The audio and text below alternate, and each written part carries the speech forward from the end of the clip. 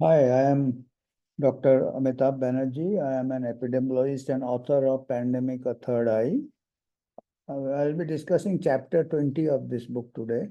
The title is Public Health: Doctors Losing Out to Pharma and Tech Companies. I'll be discussing as how with the technological advances and commercialization of medical care, doctors are losing their autonomy. And to a little extent, I'll also be comparing the predicament of doctors to that of soldiers, who are also losing their autonomy over the years. And the theme is the commercial and political interests have overshadowed medicine, and doctors' autonomy has been eroded significantly. I have started with an old Japanese philosopher and swordsman, Miyamoto Musashi. Miyamoto Musashi, the Japanese swordsman, philosopher, and strategist, born in the 16th century, refined a two-sword technique, naming it two heavens as one, or one is called two swords. Nito Ichi Ryu.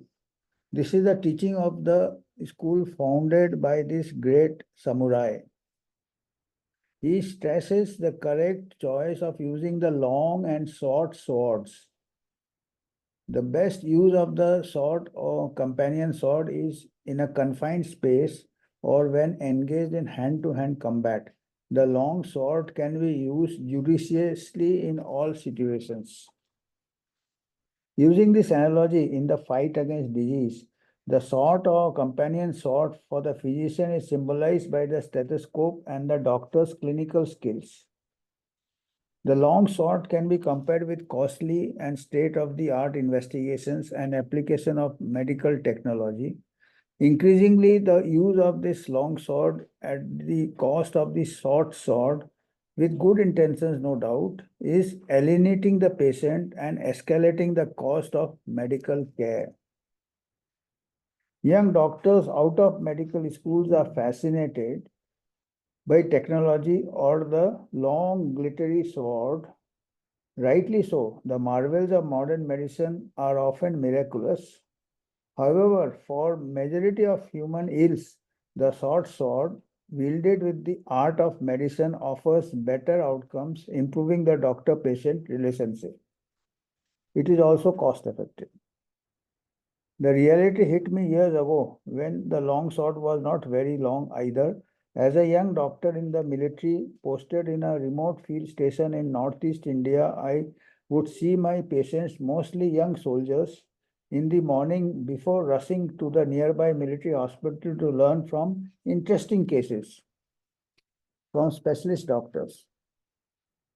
So, you see, when you are young, you are fascinated by the technology. Once, while taking a leisurely stroll in the evening in civilian clothes, I saw a queue in front of my office. I inquired from the last man in the queue the reason. I was informed that Dr. Saheb is seeing patients.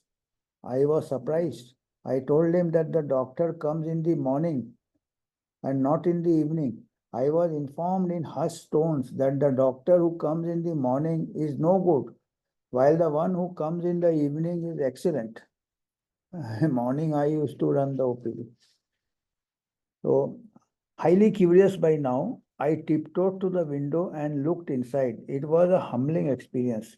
My medical assistant was attending to the patients and talking with them in their mother tongue. He was explaining to them my illegible notes in the remote area away from family and friends.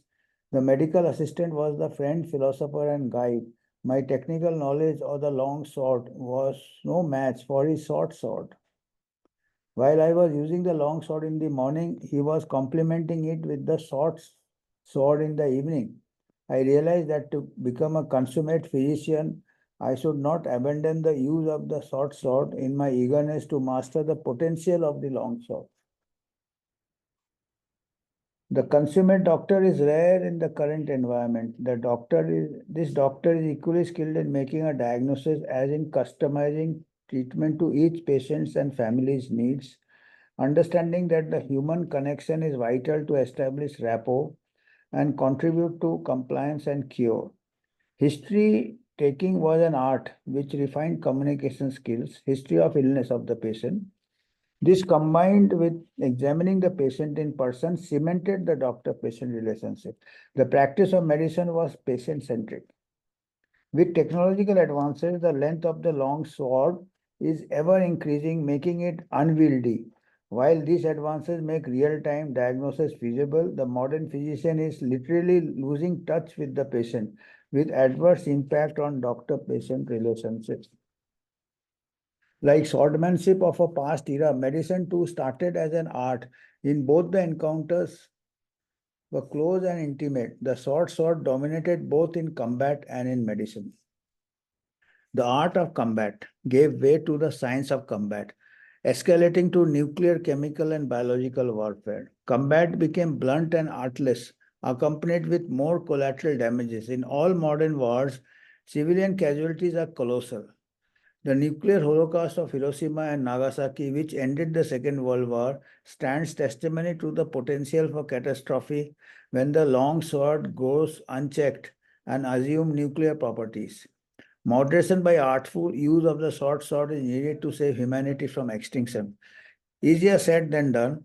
The arms race have molded both the short and the long sword into a single sword of Damocles hanging over us, threatening extension of life on earth.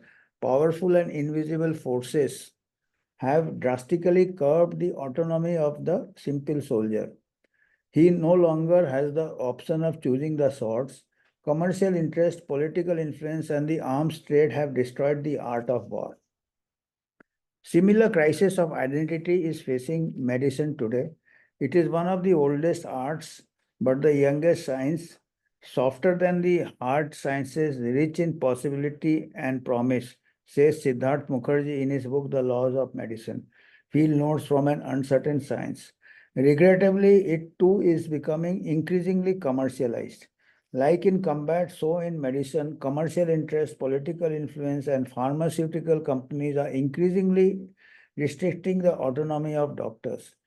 Diseases and pandemics are seen as opportunities to follow Winston Churchill's dictum, never let a good crisis go waste, as we saw in the recent pandemic. And the world governments and the WHO are preparing for the next pandemic. Everybody loves a good pandemic nowadays. The world is facing a double challenge today: arms race and pharma race. Both need speed breakers and traffic signals. Humanity should introspect in advance rather than after a catastrophe like the nuclear holocaust in Hiroshima and Nagasaki, which made Albert Einstein regret his suggestions on atomic research with the words, "Woe is me." The world is facing a dilemma due to the breakneck speed at which technology has progressed. It is not doctor's dilemma like in an era when medicine was still an art. Autonomy and decision making of doctors have diluted long ago. The already complex field of medicine has become more complex to the point of being incomprehensive.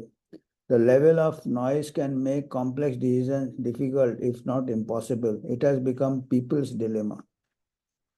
The present mRNA technology for vaccine is remarkable and has the potential of being a game changer in a fight against disease and pandemics. But like all powerful technologies, it should be used with caution.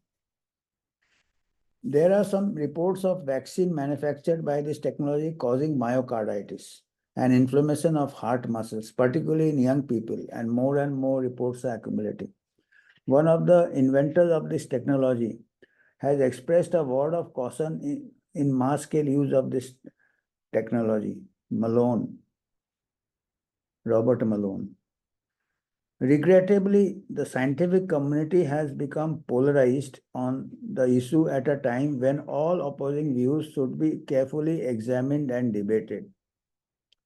In the heady excitement of the new technology, the scientific and political consensus is moving at breakneck speed, ignoring all speed breakers and traffic signals like a reckless teenager driving his first car. One can only pray that there is no crash down the road. if you see now, there are increasing concerns about this mRNA vaccines. And recently, I think a couple of weeks back or 10 days back, there is a Hope Accord which has been signed by more than 40,000 experts, including doctors, lawyers, citizens, activists, asking for suspension of the mRNA vaccine till they are further investigated. There are a lot of good provisions in that Hope Accord. It's not only halting the vaccine till investigated, but also to carry out investigation about the ethical issues which were violated during the pandemic, how the science was suppressed during the pandemic. So all these are important issues which I would like the all citizens, responsible citizens of the world to be aware of it, because the hurriedly, if a next pandemic is declared, we will be going through the chaos and anarchy all over again. So this all I wanted to talk about today. And idea is the pandemic may be over, but the pandemic is never dead, because they are planning for future pandemics without a proper definition of pandemic and without a proper evidence-based interventions. Thank you.